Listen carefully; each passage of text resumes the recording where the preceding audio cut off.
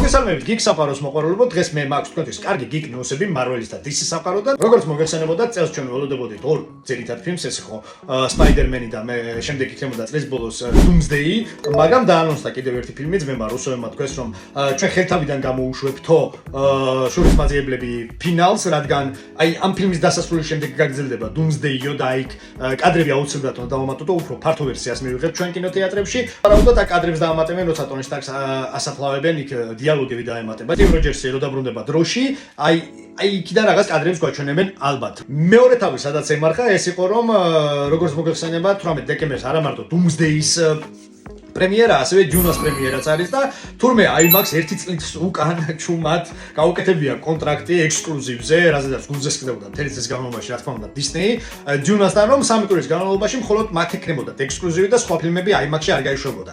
რაზეც გაგვიბრაზდნენ ჩვენი Disney-ი, მათ შეძლო ჩვეულებრივ ერთი კვირით ადრე გადმოეწიათ, რა თქმა უნდა, კინოშენებად ერთი კვირა მაინც ქონოდათ IMAX-ში, საერთოდ IMAX-ი 15%-ით ზრდის შემოსავალს, მაგრამ გაბრაზდნენ ჩვენი Disney-ის წარმომადგენლები და მათ დაანონსენ IMAX-ის კონკურენტი Infinity Vision-ი, რომელიც ფაქტიურად მათ გაუწევთ კონკურენციას და ეს ჩვენთვის უბრალოდ მაყურებლებისთვის ძალიან მაგარი ინფორმაციაა, რადგან მათ შორის უკვე მიდის შეჯიბრი და ეს შეჯიბრი ქმნის ჯანსაღ პროდუქტს საერთოდ. გადავინაცვლოთ DC-ის სამყაროზე, DC-ის სამყარომ გამოუშვა ტრეილერი და რომელიც მე ძალიან მომწონდა, ეს არის Clayface-ის ტრეილერი, ქართულად იქნება ალბათ თიხის სახე. ეს არის სრული ჰორორი და აი ამ ფილმს ჩვენ მივიღებთ ზუსტად საჰელოვინოდ. ფაქტიურად რას აკეთებს James Gunn? იღებს აი ამ DC-ის სამყაროს და აკეთებს ჟანრების ბუკეტს. მე რაც არ უნდა მიყვარდეს Zack Snyder-ის სამყარო, მე James Gunn-ის შემოქმედებას ძალიან დიდ პატივს ვცემ. ჩემი არგუმენტებს ზემოთ გაჩვენებთ, აუცილებლად მათ შესახებ ინფორმაციას კომენტარებში დავწერთ. შენ კი მადლობა რომ მიყურეთ და მომავალ შეხვედრამდე.